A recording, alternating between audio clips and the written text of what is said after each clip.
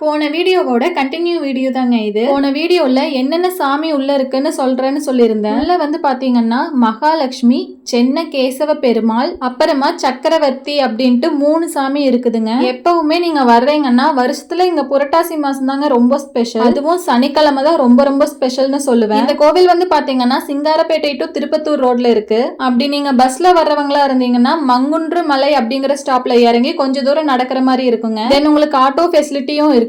புரட்டாசி சனிக்கிழமை மட்டும்தாங்க இவ்ளோ கூட்டம் வரும். அதனால வரவங்க மேக்சிமம் 2 வீலர்ல வந்துட்டு போய்க்கோங்க. இங்க சாமியை கும்பிட்டு கீழே வரும்போது பாத்தீங்கன்னா ஒரு சிவலிங்கம் பார்த்தேன். அங்க வந்து பாத்தீங்கன்னா 17 டைம் பிரீத் இன் பிரீத் அவுட் பண்ண சொல்றாங்க.